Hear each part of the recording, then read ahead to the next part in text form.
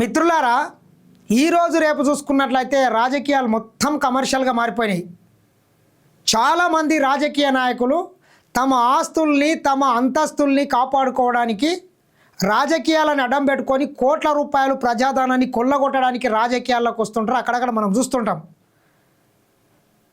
సామాన్య కుటుంబాల నుండి వచ్చినటువంటి వ్యక్తులు కూడా రాజకీయాల్లోకి వచ్చిన తర్వాత వాళ్ళు వచ్చినటువంటి స్థాయిని మర్చిపోయి ఇక ఆకాశంలో చుక్కల చంద్రునిలాగా వాళ్ళు ప్రవర్తిస్తుంటారు. కానీ ఈరోజు కూడా తాను ఎంత అత్యున్నతమైనటువంటి స్థానానికి కూడా ఎదిగినా కానీ కింద కాడిత పీడిత బడుగు బలహీన వర్గాల కోసం పనిచేసేటటువంటి ప్రజాప్రతినిధులు ఈరోజు కూడా చాలామంది ఉన్నారు. అదే కోలకొస్తాడు మన వర్ధన్నపేట ఎమ్మెల్యే కేఆర్ నాగరాజ్ గారు.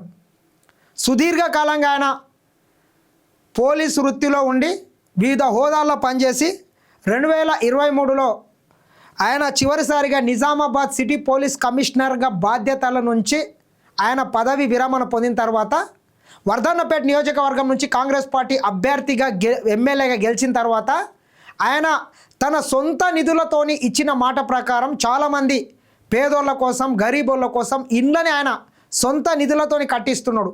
కొన్ని చెరువులను కూడా మరమ్మతులు చేపిస్తున్నాడు. ఇట్లా అనేక కార్యక్రమాలు చేసుకుంటా ఆయన పలువురు ఎమ్మెల్యేలకు మాత్రం ఆదర్శంగా నిలుస్తున్నాడని మాత్రం చెప్పొచ్చు.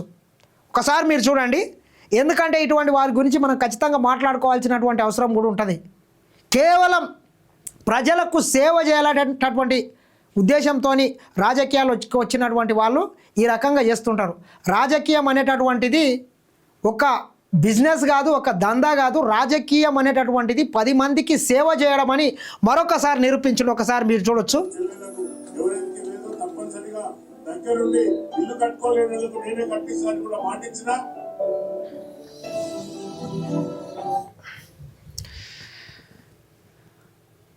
ఆయన మాట ఇచ్చిన ప్రకారము పైసలు లేని వారికి సొంత నిధులతోనే ఆయన ఇల్లు కూడా కట్టించే ప్రయత్నం చేస్తున్నారు. చూడండి మీరు.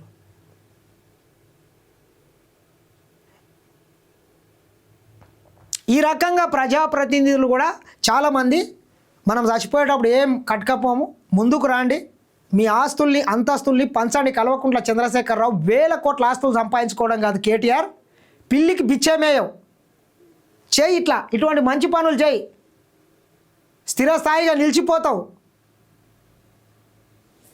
ఇదొక్కటే కాదు, చూడండి మిత్రులారా.